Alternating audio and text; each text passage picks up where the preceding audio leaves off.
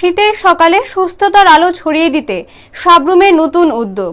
21শে ফেব্রুয়ারি আন্তর্জাতিক মাতৃভাষা দিবসকে সামনে রেখে এবারের কর্মসূচির অংশ হিসেবে সাবরুম প্রেস ক্লাবের আয়োজনের মধ্যে 24শে জানুয়ারি একটি বিশেষ বিনামূল্যে স্বাস্থ্য শিবির রাখা হয়েছে। এই শিবির আয়োজন করা হয়েছে রাজধানী আগরতলার খ্যাতনামা বেসরকারি হাসপাতাল, unity gastro and liver hospital এবং সাবরুম প্রেস ক্লাবের যৌথ উদ্যোগে। অনুষ্ঠানটি অনুষ্ঠিত হবে সাবরুম প্রেস ক্লাব সংলগ্ন আমতলী কমিউনিটি হলে সকাল 10টা থেকে। শিবিরে থাকবেন রাজ্যের খ্যাতনামা চিকিৎসা বিশেষজ্ঞ, যারা উপস্থিত থেকে রোগীদের স্বাস্থ্য পরামর্শ দেবেন। লিভার ও গ্যাস্ট্রো বিশেষজ্ঞ ডক্টর অমিতাভ রায়, গ্যাস্ট্রো সার্জারির বিশেষজ্ঞ ডক্টর দীপঙ্কর শঙ্কর মিত্র, শিশু বিশেষজ্ঞ ডক্টর দীপঙ্কর দে, স্ত্রী রোগ বিশেষজ্ঞ ডক্টর অতনু সরকার, নেফ্রোলজি বিশেষজ্ঞ doctor Reshmi Das, neurological surgeon doctor Harshita Debbarma সহ আরও বেশ কয়েকজন খ্যাতনামা চিকিৎসক।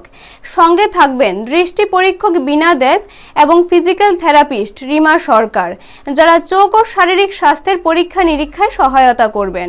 সাবরুম প্রেস ক্লাবের পক্ষ থেকে মহকুমার সকল সাধারণ মানুষকে এই সুবর্ণ সুযোগ গ্রহণ করার আহ্বান জানানো হয়েছে।